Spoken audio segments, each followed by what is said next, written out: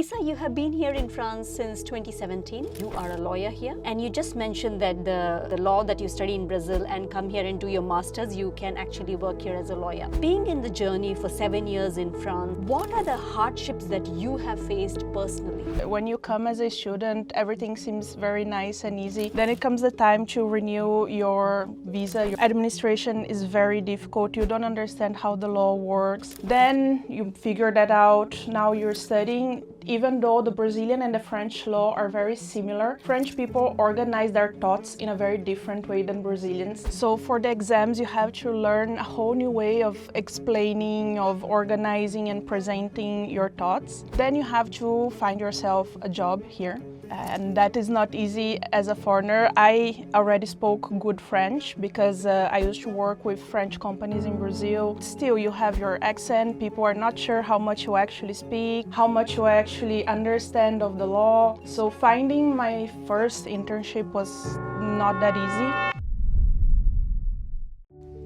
Hi everyone, I'm Rain Augustine from Community Impact. Being in the law firm for almost 10 years, I have seen firsthand how family law works. And it's not easy all the time. There are times that where you feel sad, but you have to be very affirmative. I have the pleasure to interview this amazing, gorgeous girl from Brazil who lives here in France, Isadora Alvarenga. Hi, Issa. Hi, hello. Issa, how do I say your name? Isadora or Issa? You can call me Isa, but the full name is Isadora. Isadora. I know Dora the Explorer. Yeah, like that. Like that, yeah. Issa, you have been here in France since 2017. Yes, yes. And you are a lawyer here. Yes. And you just mentioned that the law that you study in Brazil and come here and do your masters, you can actually work here as a lawyer. Being in the journey for 7 years in France and doing the family law, what are the hardships that you have faced personally? Well, the first hardship is coming to France and immigrating here. When you come as a student, everything seems very nice and easy. Then it comes the time to renew your visa, your titre de séjour. Administration is very difficult. You don't understand how the law works. Then you figure that out. Now you're studying. Even though the Brazilian and the French law are very similar, French people organize their thoughts in a very different way than Brazilians. So for the exams, you have to learn a whole new way of explaining, of organizing and presenting your thoughts. That also, then you have to find yourself a job here. And that is not easy as a foreigner. I already spoke good French because I used to work with French companies in Brazil.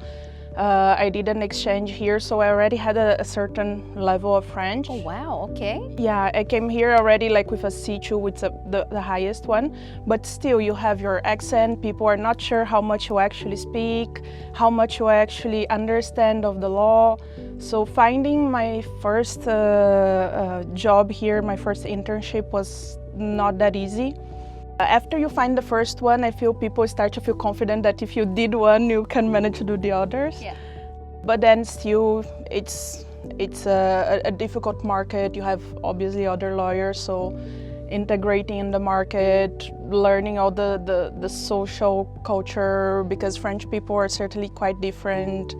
So I think there were many from the administration, the job market, and the social etiquette of how things work here. Okay, now you mentioned that French people are different from Brazilian, right? Yeah. Because everybody is different. Every culture is different.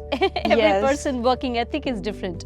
I always make joke that, okay, if I call, like, example, India, whenever I call for any paperwork, it's a public holiday. Every day is a public holiday over there. I'm like, okay, so everybody works different way. So it was hard for you to find a job in spite of you speaking French. Yeah. Okay. And integrating, you mentioned that integrating in the country was difficult? Especially on my first year, it was difficult. As I said, obviously everyone is different, but I feel that French people are much more direct than Brazilians, and that sometimes might sound a bit odd. Rude? Yeah, a bit rude. And then you might take things personally, and until you realize that no, this is how they are, and then you start opening up. They also take their time to open up to other people. So I think it took me easily 1 year, 1.5 years to start, okay, making proper friends and, you know. French people, there is no beating around the bush. It's black, it's white, you do this, you do that, finish. You know, I have seen people who they have to tell one thing, but they take you around the world to come to that point. Here, there's not like that. And you know, it's not rude. It's the perfect way of life. You have to be direct and not waste the other person's time, you know. Yeah. I like this place, and I like the bakery, the boulangerie. Yes. That's the reason I'm still here. No. So Issa, family law. Yeah. Right. Migration is one thing that I practice. Okay, I do a lot of visa applications for people migrating to Australia. When I came to Marseille, I saw so many migrants here, right? And I was like, wow, this is so multicultural. And you are here right in Marseille and dealing with all those kind of different visas, different services that you provide. So what was the recent difficult situation that you covered? Recent, there are many, but I think the one that pops out a lot in the past 1 or 2 years is the difficulties caused, because before, when you needed a titre de séjour, a visa, you would go to the prefecture in person. It was awful. You would arrive 3 a.m., stay in the line, spend your entire day there, but you would talk to a human being. Since 2021, I think they've been digitalizing this procedure in France, which is supposed to be a very nice thing. I was actually quite excited when this started. But what happened is this system is very flawed. The prefectures are not adapted to it. The system has lots of bugs and takes lots of time to resolve. And what happens is you don't get to talk to a human being. Whatever problem you have, you send emails, you send messages, you call, all you get is automatic messages and people telling you to wait. So when I started practicing, most of my clients were either illegal immigrants who got caught or who wanted to legalize. And nowadays, most of my clients are people in a legal situation who need to renew their titre. They have a problem with the ANF website, or the prefecture is not processing things on time, so they don't have a document to present to their employer. So basically stuff related to this digital procedure, and the fact that the prefecture doesn't answer directly, they just keep ignoring, and then you cannot talk to a human being.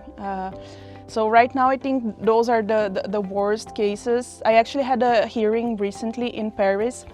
This woman, she's the mother of a European kid. She, in between, became the mother of a French kid. She's been living in this country for, I think, almost as long as me. She is on a maternity leave and she needs to go back to work. But the prefecture has been taking 1 year to analyze her procedure, was refusing to give her any provisory documents. And one day they simply just closed her case online, saying, you took too long to apply, so we're not processing your request. That's when she contacted me. We started a procedure in court. When I told this to the judge started laughing, like, this is completely absurd. And before contacting the judge, I obviously sent letters and email to the prefecture, who told me, just wait. So when I showed all this stuff to the judge, even the judge who deals with this on a daily basis started laughing and saying, this is just absurd. So because she did something late, the mother of a French kid cannot have her case analyzed and stay here without a document. So this was a couple weeks ago, and 2 days ago, because it takes some time to get the decision, you don't get at the hearing itself. So a couple days ago, he finally sent the decision telling the prefecture, you have 2 or 3 days to give her the document and restart the procedure, and then you have 2 months to give a final answer, something. But this is like one case of something that I see a lot. Oh, wow. Okay. And you do lots of family law, you mentioned. So is it the refugee visa you do? I don't do much of refugee. This is a bit of a different procedure. I don't do that much. For the family law, what I do most, immigration, I do a lot of different kind of visa. Family law, it's mostly divorces or dispute for custody, and alimony, because I actually started with working with immigration and everything, because I saw this kind of violation and all the difficulties, and that touched me. So I started working with this, and while working with immigration, I realized that many women stayed in abusive relationships because they didn't know they had the right to make a complaint and leave that person and still remain friends, or they would be afraid they would lose the custody of their kid because the husband is French and the judge will favor the husband. That's not how it works, but those are the things they would get convinced by their husbands. If you leave, you have to go back to your country, the kid will stay with me. So all this kind of stuff, and that's when I started studying family law and then working and getting family law cases. Okay, wow, fantastic. Issa, I want to talk to you about the boat people. Okay. Now, when I think of boat people in my country, we have an island and they all come there, we put them there. I shouldn't say the word put them there. We organize them there, and then from there we organize their papers, and then they come into Australia. So the island is away from Australia. But when I see Marseille, I see boats on the viewport. And is that how people come in? Explain me how it works. It depends. I mean, there are many ways of entering France. If you're already coming with a visa, or if you're coming seeking asylum, and then you can request your visa here. So it really depends. The proper way is obviously coming already with your visa. You have sometimes people who will as I said, I don't do much of asylum, but I do some other type of cases that are human trafficking cases. So sometimes what happens is these people get convinced that they are coming here to work or on a proper visa, while the people who are bringing them are actually organizing just like a tourist visa and this kind of stuff. The middleman. The middleman, yes. Okay. So these cases I have less here in Marseille. I have a lot in the north. Like Normandy, Bretagne, because there they have a lack of workers to work with, like butchery, kind of stuff. So it happens a lot that these people will organize to bring the foreigners. The foreigners many times think they are coming to work on a proper working visa, or they get convinced that the working visa will get resolved once they arrive here. These people make it look like they are coming for tourism. Once they arrive here and they start working, then we say human trafficking. We think these people are all locked in a basement, being beaten up. That's not what happens. These people, they borrow money to come to France. Once they arrive here, they are paid less than a minimum wage. Then they have to pay for the place where they are staying, because these people will put, okay, we have a house for you, you stay here. They put like 10 people in the house, and they will charge like 300, 400 euros per person. Then you are in the middle of nowhere, so you need to go to work, you need to use the car. The company will give you the car, but you need to pay 150 euros for the company car. Then for whatever reason, they will deduct money from your salary. You use too much hot water, you broke something in the house. So in the end of the day, they don't have enough money to make through the month and still repay the debt they made to come here. So even though they are overworked, underpaid, all these things not being followed, they don't have a proper way of living, especially when they find out that they are here illegally. And then these people will tell them, if you leave and you go to the police and say things are happening here, they are just gonna send you back, they are gonna arrest you because you're here illegally. So it really, you have lots of different profiles. You might have people who come normally with visas. You might have people coming seeking asylum, so they are either persecuted in their country or for many reasons. And you have people who many times are tricked coming to here, and once they arrive, the situation is not at all different. So in terms of immigrants, I have people like from the human trafficking, and I have people who came here on a passport talent with all the VIP stuff. So the file is very different. Oh wow! So human trafficking, this is like you have elaborated in a very different way. When the government finds out they are illegal, what happens? So for instance, Eventually, thankfully, one of these people will create a courage and go to the police. Most of the times, my experience with the police here in those cases is amazing. I had one bad experience. All the police officers were very nice. They went and found translators and started the investigation and put lots of work and thought into it. The problem is these people don't speak French. They try to ask for help for social assistants or French lawyers, but they cannot communicate. And obviously the police cannot keep translators for everything they will do. Yeah. So they have lots of trouble communicating, because these people, they have the right to remain in France and they get a titre de séjour, a visa, to stay here and cooperate with the police throughout the entire investigation.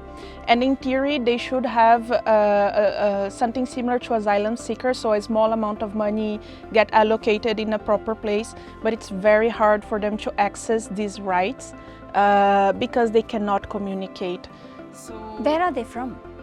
Many places. So because I speak Portuguese, I end up taking lots of Brazilians, because when they find out somebody with whom they can talk and explain and everything, so then eventually they end up coming to me. But basically any country that, any non-European country, they might come. You think there's lots of Brazilians here? Oh, yes. Why? So I'm not sure. So many Brazilians, what I see a lot is, and even with these human trafficking victims, Brazil and Portugal, they have agreements to facilitate immigration because, I mean, former colony, same language and everything. So there are lots of Brazilians who go to Portugal. And there are lots of Portuguese who have companies here in France. So eventually they see, okay, we need people to work for us. We know all these Brazilians are looking for a job there. Let's get them a visa and bring them in. This is the proper way and the good way, because France does lack people to work in construction, and Brazilians do have that knowledge. So this is a good agreement for all the countries and everyone involved. Unfortunately, so when a Brazilian goes to Portugal, you can go without a visa, arrive there and say, I'm interested in staying. So for Brazilians, it's in their head, it's normal to arrive and after request the visa. So sometimes they get convinced that in France it works the same way, and that's when they get into the human trafficking and everything, because once they arrive here, they don't have the document, they made debts, so they cannot afford to go back to Portugal or go back to Brazil. So I end up getting in touch with more Brazilians, but I'm aware that there are many different nationalities that end up falling for the same kind of tricks. Mm-hmm. Do you think you actually are dealing with migration, you're dealing with family law, you know rules and regulations of many other countries. Do you think the rules and regulations of France is much better, the lifestyle is much better as compared to other countries? That's the reason they are moving here, or is there any other reason? The reason why they're moving here is because the salary here in France is much higher than in Brazil, than in Portugal, than the countries where they come from. Usually, especially these people who get tricked, the minimum wage where they are coming from is something like 200 euros. So even if they manage to save 50 euros in a month and send back home, that is a lot. 200 euros a month? 200, maybe 300, if you have a proper job, because many times they are working informal jobs, so it really varies. So for them, hearing the amount 1,500 euros is like, that's a lot. So usually they come for economical reasons. I know French people many times think, oh, people come here because of the social security system. I don't think these immigrants even know how social security works here, and except for some people who have very serious disease and come here because there are specialized treatments. Most of the immigrants who come because of the euro, because of the idea of making money in euro. I find French immigration laws are okay. The problem is the application of the law. If everything that's written on the code was followed as it should, I think things would be much better for everyone. The problem is it's very hectic, everything is always delayed. The prefectures they don't have enough staff to deal with the amount of immigrants we have here, and then things start getting out of control. That's the thing. There's not enough people to look after the amount of immigrants that are in the country. So is there a way that can be like balanced? The amount of immigrants that you let in can be controlled. Is it possible? It's hard. I think French government is trying to take some measures, because what happens is many of these immigrants, they come here pretending to come for tourists. It's very normal to come to France, visit Paris, Europe for touristic purpose. So it's hard sometimes for the immigration agent to identify, is this person coming to stay or just tourism? What happens is, if the person stays here illegally, eventually they might get an obligation to leave the territory. Those are very hard to enforce, especially depending of the country where this person comes from. So for instance, because I have lots of Brazilian clients, I know Brazil cooperates with France to send back their immigrants. There are many countries who do not cooperate, and for these countries, France is slowly making it harder to give tourist visa or to allow these foreigners to enter, because once they Which is a good thing, right? It is, because you need to control who is entering. You have two problems, because France does need these immigrants and this workforce. So in my humble opinion, I think there should be more work visas being granted so they come in the proper way. On the other hand, these people are trying to enter here illegally and without any business, and this is something France should not be allowing. So it's good that they are controlling, especially when it's hard to send back the immigrant. But on the other hand, they need to also make sure that, because like for instance, these companies I was mentioning in the north, they lack workers. I have constantly the employers calling me and saying, I don't know what to do anymore, because I try to bring people abroad to work here and the requests they get denied.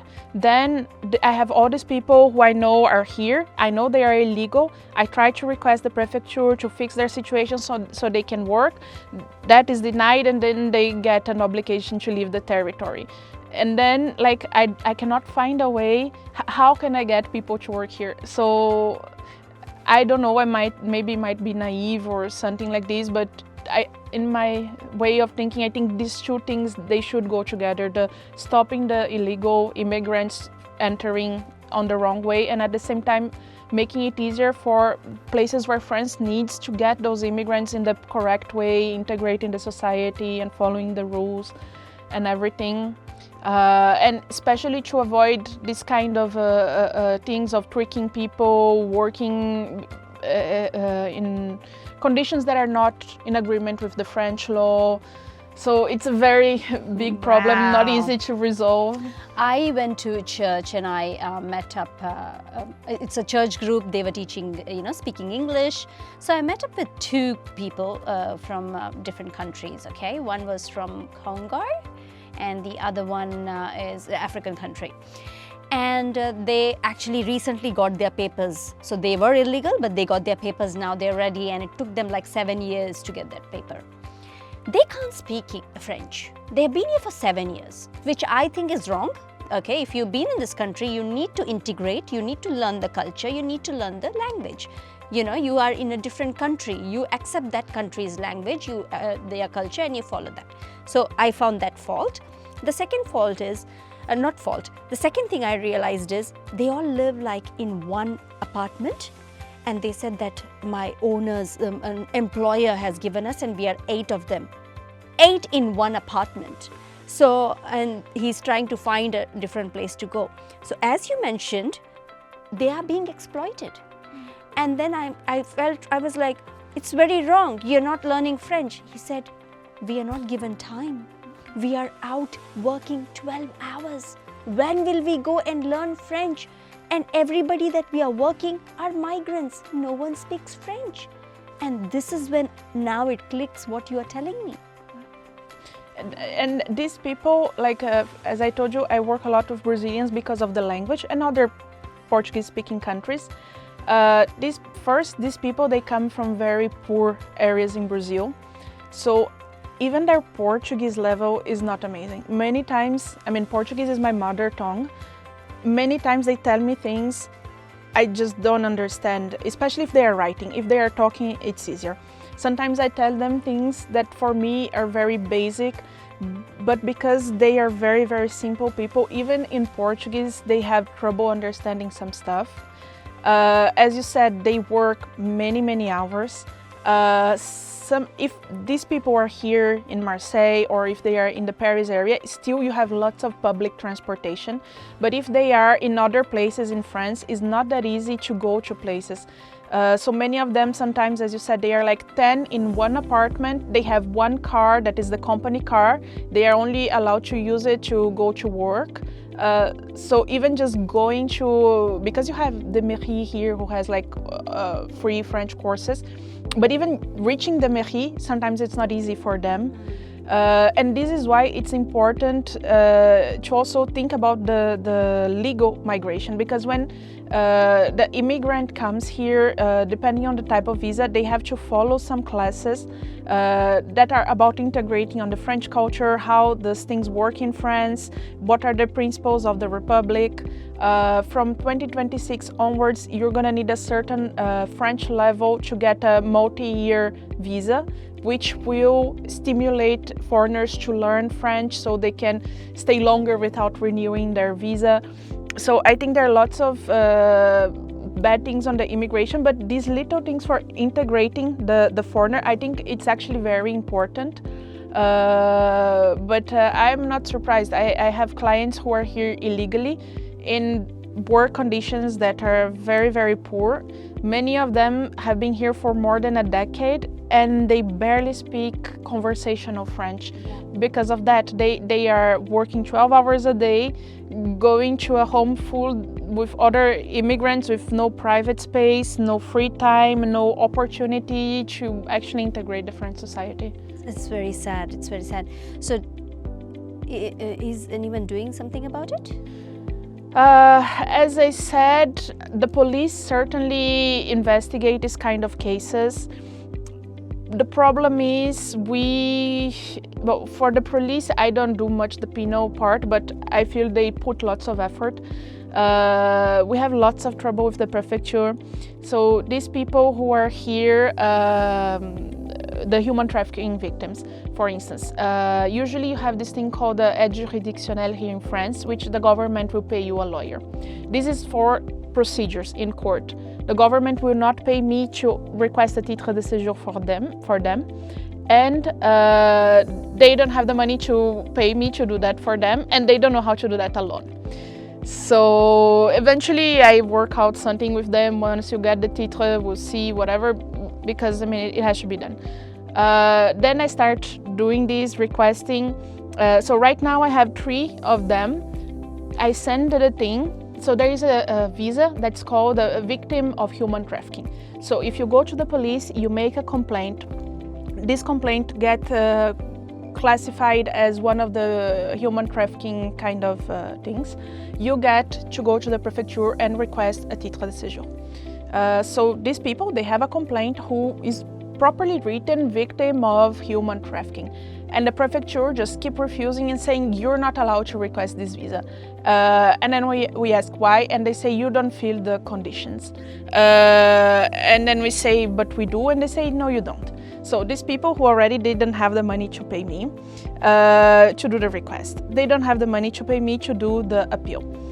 So, and they also are not entitled to the government legal aid. So what I'm doing now is I'm gonna do the appeal because it's outrageous, and then I'm going to explain the situation to the judge and ask the judge to force the prefecture to pay me some fees.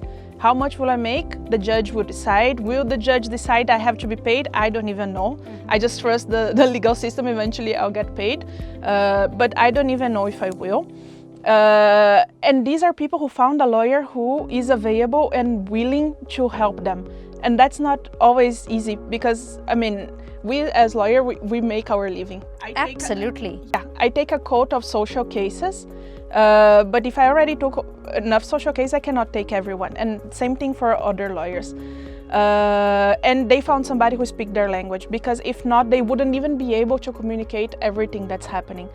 I have another case that the prefecture, so this couple, it's not written victim of human trafficking on their complaint, but there is a legal definition of what is a human trafficking victim, and on their complaint is all the stuff that's on the definition. The prefecture has denied, saying it's not written human trafficking, it's hitting all the stuff for human trafficking, but you don't read human trafficking, so it's not human trafficking. Then I went and did the appeal. They had a provisory document because we had done the request, they got the provisory document, so they were working. I asked the judge, please force the prefecture to grant them a temporary visa while we wait for the answer, so they don't lose their job. The judge answered me that their job has not yet been suspended, and if they have money to pay a lawyer, they have enough money to wait the end of the procedure, without knowing anything of how they are paying or how much they are paying me. So last Friday they lost their job. I spoke, explained everything to their employer. The employer waited for 3 months. Eventually he told me, Isadora, I'm really sorry, but I'm gonna have to suspend because this has been going for too long. So now I did another request saying now they are out of a job, is now urgent, can you please give them a provisory document? We're gonna find out if he will or not. My God. But these things makes me, I like working with immigration because, and family law, because when you get good results, you see people's life getting better. But when you get bad results, it kind of, boils you up from inside. Absolutely. So Issa, the next question for me to you is, yes, we love helping. We love the migration process. We want them to come into the country. Who's going to pay us? That's the thing that you said that, you're trying to get. Did you ever feel burnt out? You're like, oh my God, this is too much. I have done it for free. I cannot handle it.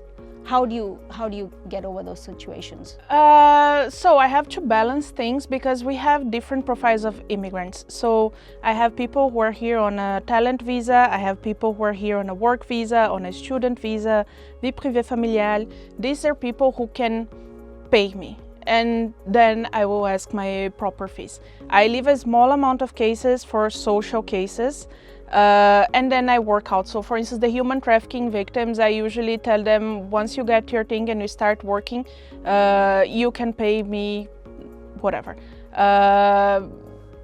Happily enough, they all paid me because, once the work is done, you don't actually have how to...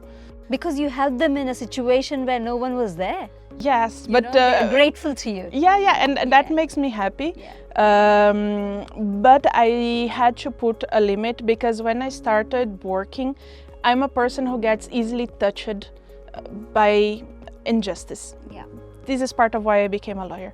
So when I started working, I started getting very burned out because I would be like, these people, I need to help, I need to, and then when I would get a bad result, even if I did my best and it was just a poor decision from the prefecture or something, I would take that very personally to change that.